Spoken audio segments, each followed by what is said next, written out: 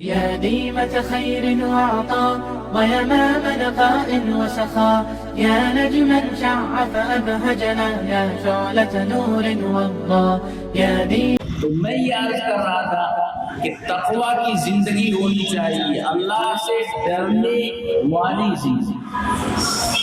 دوسری چیز یہ ہے کہ اتباع سنت ہمارے اندر، نبی پاک صلی اللہ علیہ وسلم کی اتباع اور پیروی۔ حضور اکرم صلی اللہ علیہ وسلم کا ہمارے اوپر سب سے بڑا احسان کہ آپ نے ہر طرح کی تکلیفیں برداشت کی اور یہ دین اسلام صحابہ تک پہنچایا، ہم تک پہنچایا۔ اس لیے نبی پاک صلی اللہ علیہ وسلم کی پیروی یہ سب سے زیادہ ضروری ہے۔ اصل چیز اتباع سنت ہے۔ اگر ہم نے نبی پاک کی پیروی کی، اتباع کیا تو بیڑا پار ہوگا، اور اگر خدا نخواستہ ادھر ادھر کی بدعتوں میں لگ گئے، آپ کی سنت سے محبت نہیں کی، سرکار دو عالم صلی اللہ علیہ وسلم کی سنتوں کی اتباع نہیں کی، تو پھر بیڑا پار ہونا بہت مشکل ہے۔ حدیث میں آتا ہے کہ نبی پاک صلی اللہ علیہ وسلم حوض کوثر پر ہوں گے، امت کے لوگ اور سارے لوگ ادھر سے گزر رہے ہوں گے، کچھ لوگ وہاں سے جائیں گے تو فرشتے ان کو روک دیں، وہ کہیں گے بھی ہمیں چھوڑو، ہم تو نبی پاک صلی اللہ علیہ وسلم کے امتی ہیں، ہم تو آپ کے پاس جا رہے ہیں تاکہ آپ کے ہاتھ سے جام کوثر ہمیں پینا نصیب ہو۔ نبی پاک صلی اللہ علیہ وسلم بھی دیکھیں گے تو فرمائیں گے بھائی ان کو آنے دو، یہ تو ہماری امت کے لوگ معلوم ہوتے ہیں۔ فرشتے کہیں گے کہ یا رسول اللہ یہ آپ کی امت کے لوگ تو ہیں، لیکن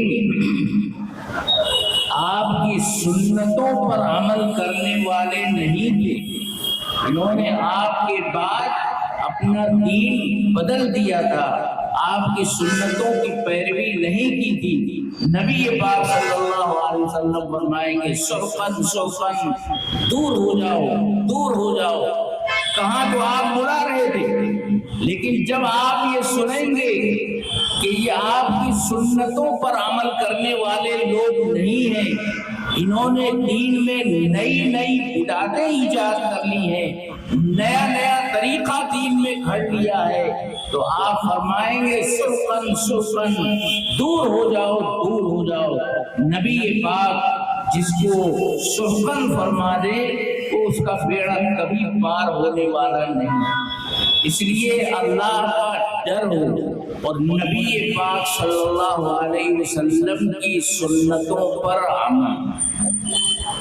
ایک مختصر سی حدیث میں نے پڑھی،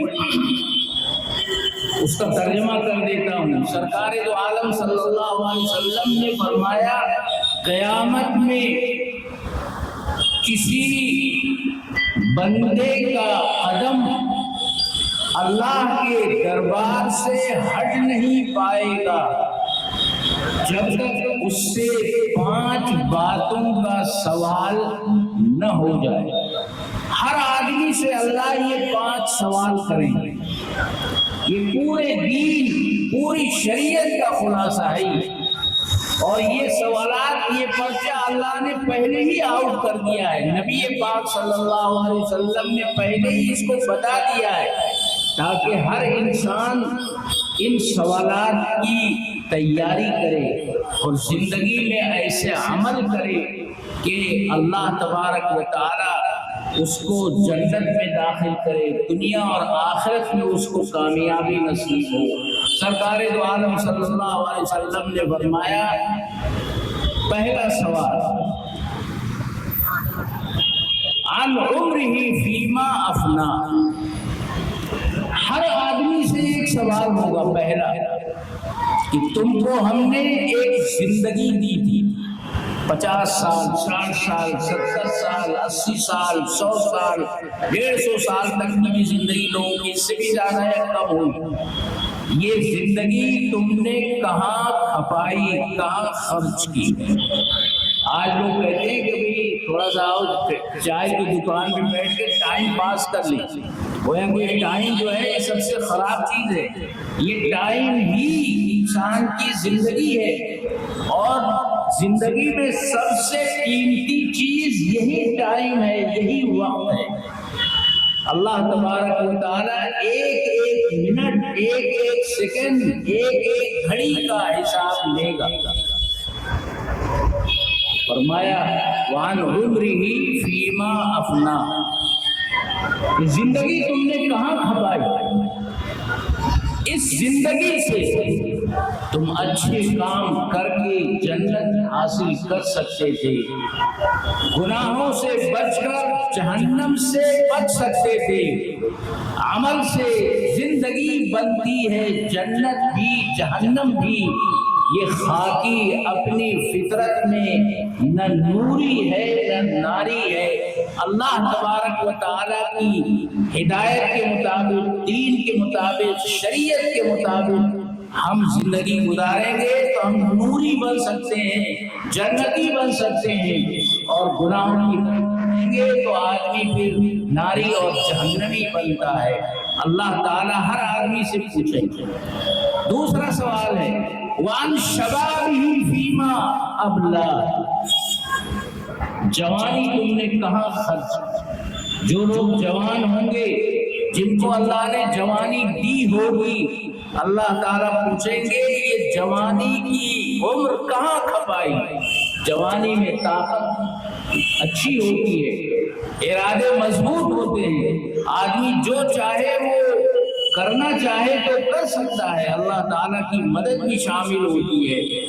یہ جوانی دیوانی رہی ہے یا یہ جوانی دین اور شریعت کے تابع بن کر تم نے گزاری ہے؟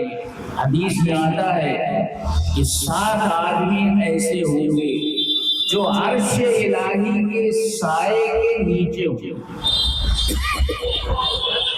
قیامت میں عرش الہی کا سایہ ہوگا اور کوئی سایہ نہیں ہوگا، سورج سر کے اوپر ہوگا، ہر آدمی پسینے میں شرابور ہوگا، کسی کا پسینہ ٹخنوں تک ہوگا، کسی کا پڈلی تک ہوگا، کسی کا اوپر تک ہوگا، کسی کا گلے تک ہوگا، کسی کا اور زیادہ ہوگا۔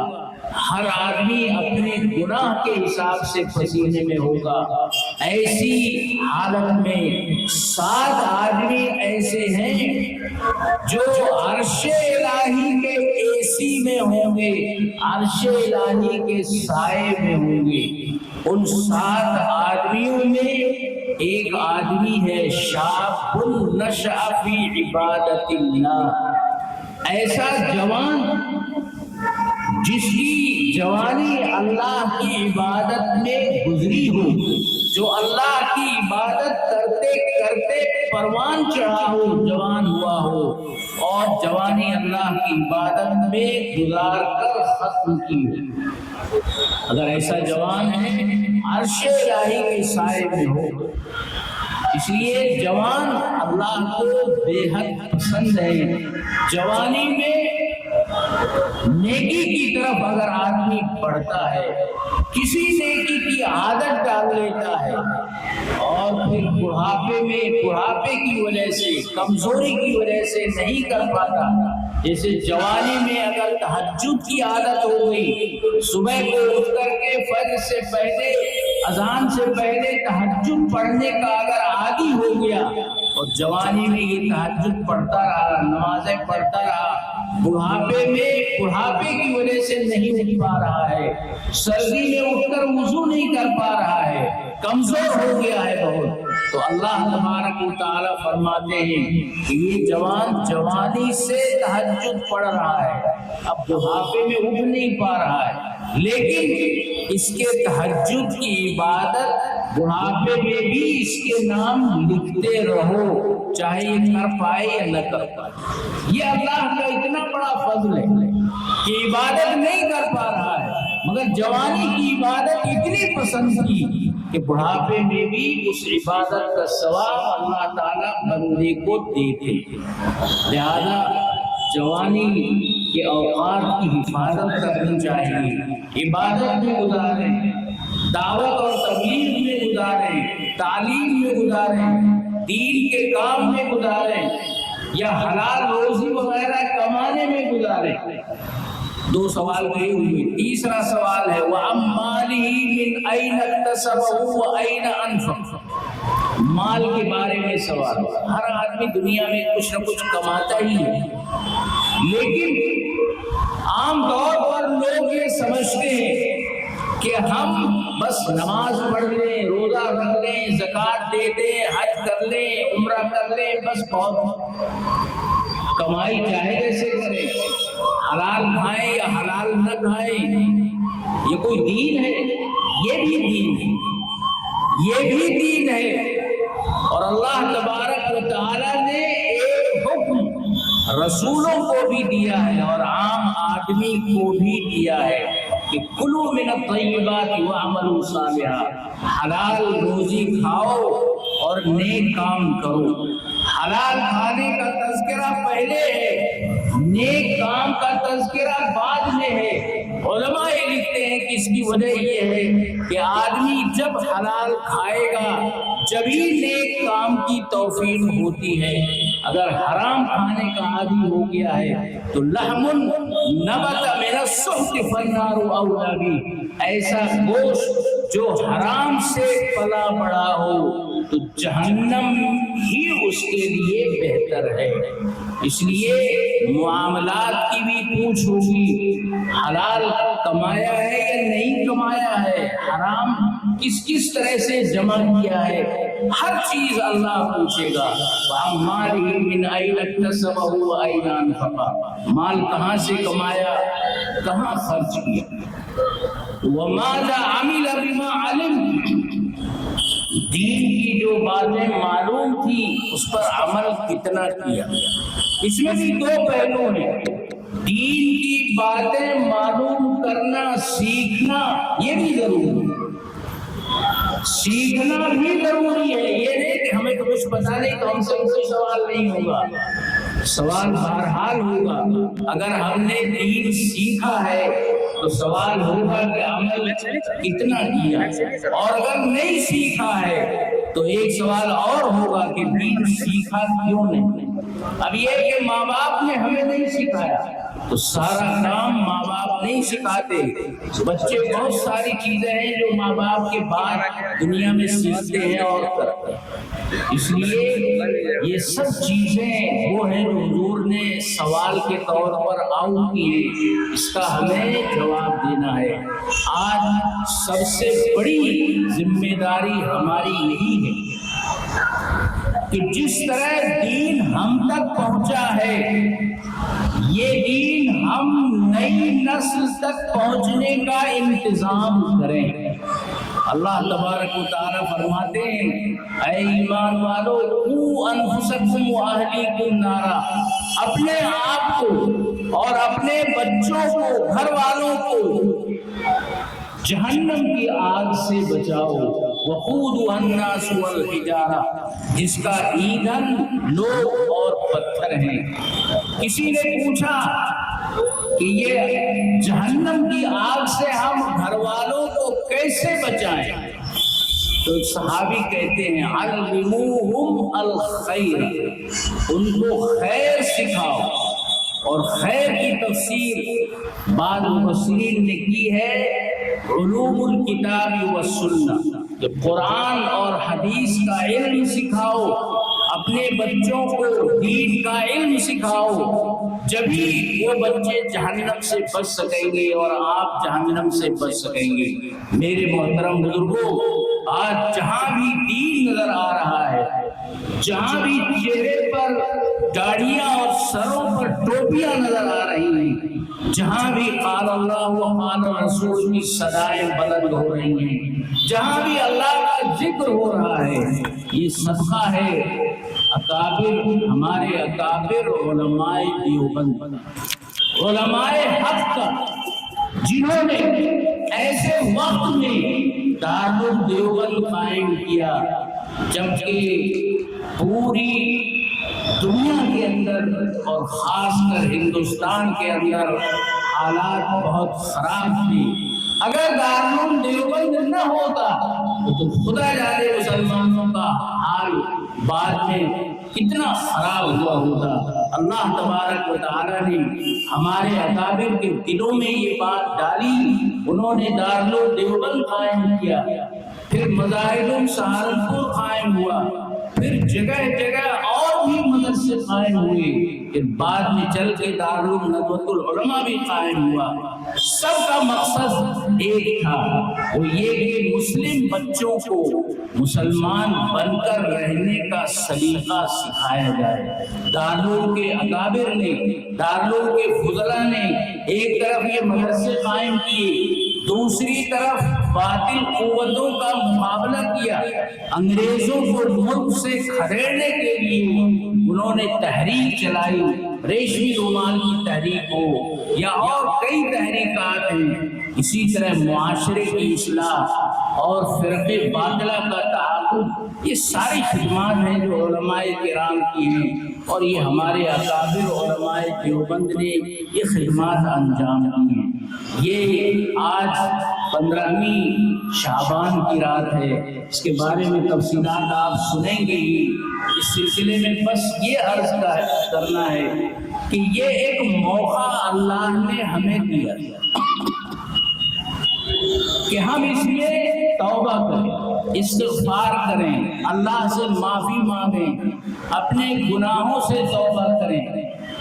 نبی پاک صلی اللہ علیہ وسلم نے اس کے جو فضائل بیان کیے ہیں وہ 10 صحابہ کرام سے منقول ہیں، لیکن اس میں زیادہ تر جو عبادت ہے، نفلیں پڑھنا، انفرادی کام، فرض نماز تو مسجد میں پڑھی جاتی ہے، لیکن نوافل کے لیے بہتر طریقہ ہے کہ گھر میں جا کر پڑھے، تاکہ گھر میں بھی خیر و برکت ہو، گھر میں بھی فرشتے رحمت کے آئیں۔ لیکن ہوتا یہ ہے کہ فرض نماز پڑھ کے نکل گئے، معلوم نہیں ہم گھر پڑھیں گے نفل یا سنت یا نہیں پڑھیں گے۔ اس لیے علماء کرام یہ کہتے ہیں سنت اور نفل بھی گھر ہی پڑھو، ورنہ نبی پاک صلی اللہ علیہ وسلم خود نوافل اور سنن گھر میں پڑھتے۔ تو آج کی جو نفلی عبادت ہے وہ اجتماعی نہیں ہے، انفرادی ہے۔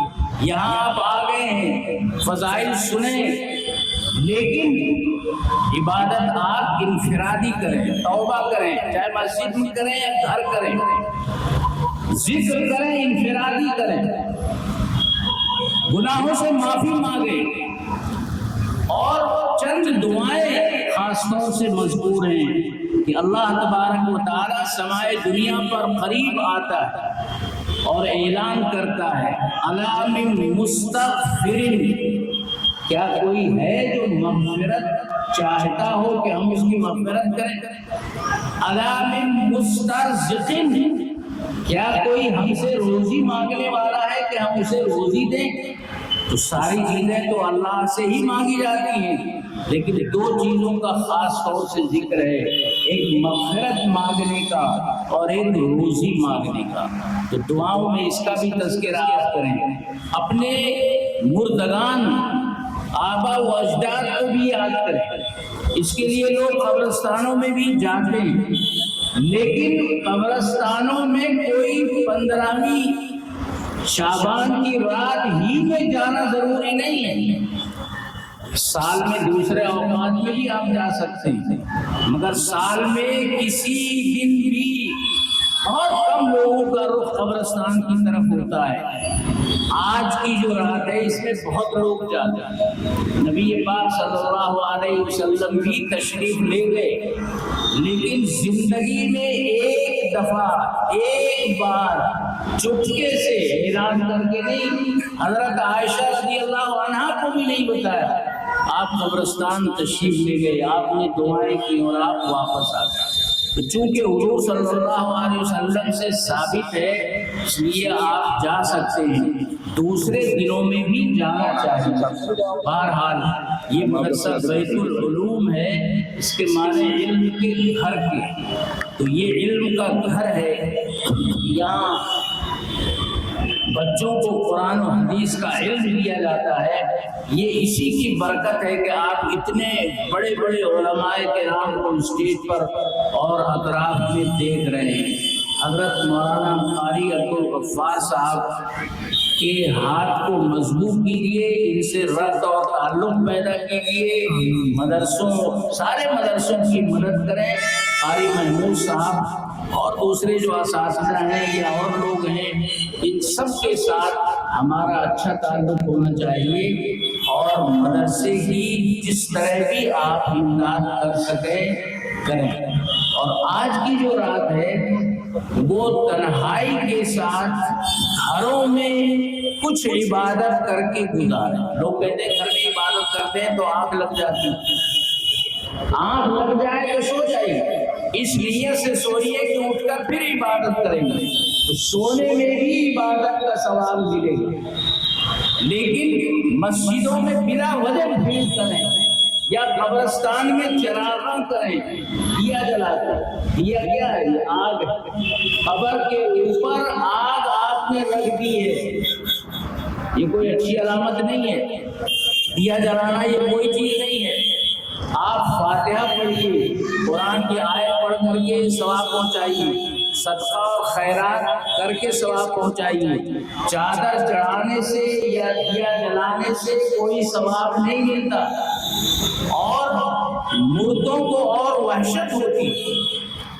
اس لیے دین جو ہے اس دین پر عمل کریں، اور دین وہ ہے جو نبی اکرم صلی اللہ علیہ وسلم سے ثابت ہے، اور جتنا ثابت ہے اتنا ہی کرنا چاہیے، اپنی طرف سے کوئی بات نہیں بنانی چاہیے۔ بہت سے بچوں کی دستار بندی بھی ہے، اللہ تعالیٰ جو حافظ ہوئے ہیں ان کو ساری زندگی قرآن کی خدمت کی توفیق عطا فرمائے، محراب سنانے کی، اور جو علماء ہیں اللہ تعالیٰ ان کو عالم و عمل بنائے، اور اللہ تعالیٰ اس ادارے کو ہر طرح کی ترقیات سے نوازے۔ وآخر دعوانا ان الحمد للہ رب العالمین۔